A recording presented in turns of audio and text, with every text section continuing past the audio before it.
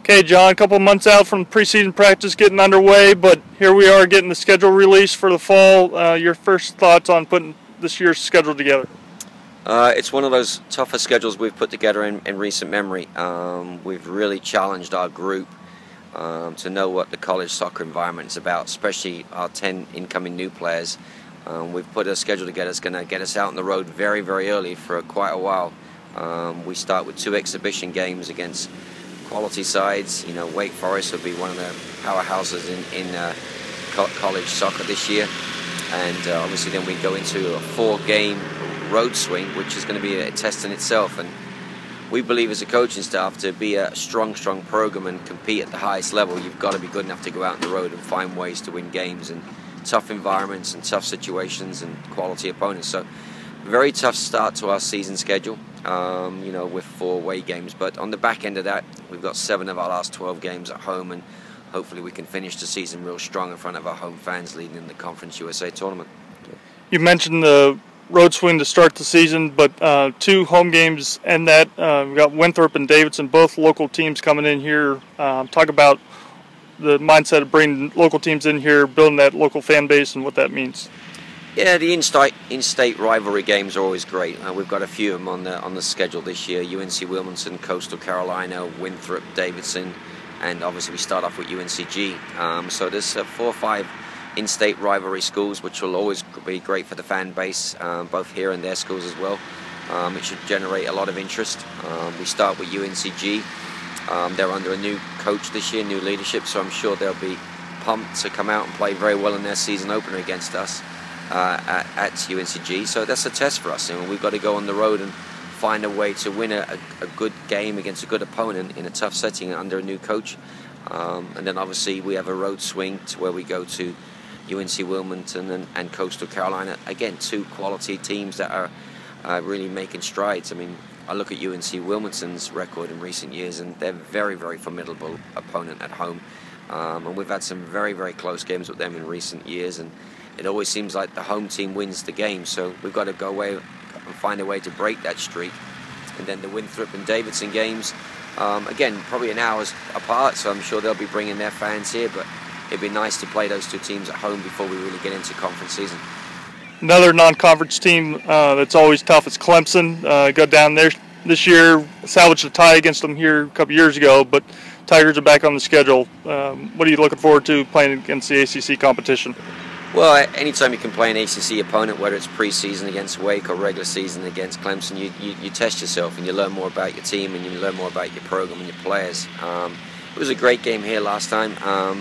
You know, Clemson, they played good brand of soccer, so I'm looking forward first and foremost to a good game of soccer, and we've got to go down there and be at our very, very best. And again, that's how we'll find out about, especially our 10 newcomers, what they're all about, and getting them exposed to the quality of soccer at the college level. Conference season opens on the road, 2nd year in a row, go to Florida, but back home for 3 straight after that.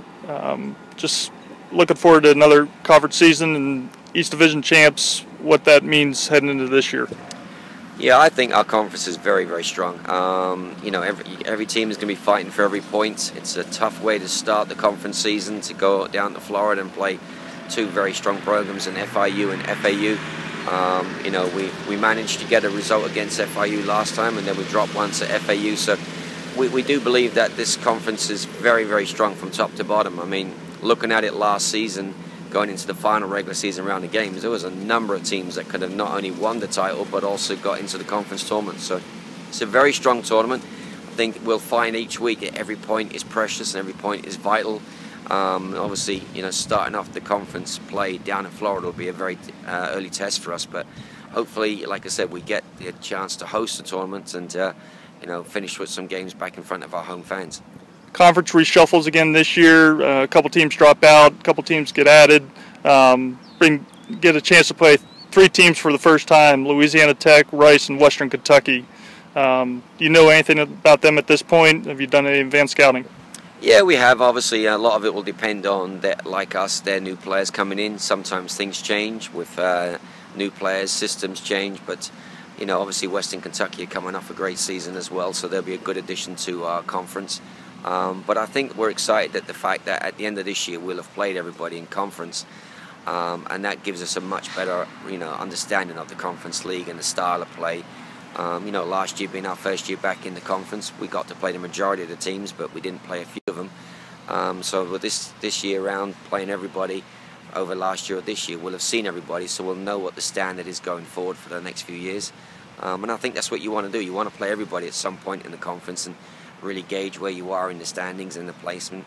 And so we're excited about Western Kentucky coming in. We're excited about playing the two schools that we didn't get to play last year. And hopefully, after that whole run of last season and this season, we'll know where we are as a program moving forward in Conference USA.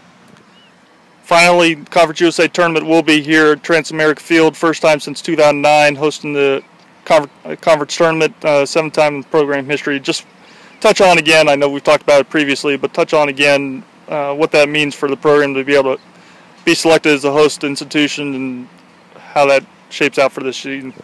Yeah, we're delighted. I mean, I'm really thrilled, first and foremost, for our senior group of Amanda Jones and Jessica Ryan and Sarah Trexler, Jennifer Lee and Taylor Delaney, that they get to play out their final games at home in front of their fans and their family and friends. It's always great when you're hosting a tournament. Our 49 athletic department do a great job hosting championship events. They hosted the men's tournament last year, did a phenomenal job.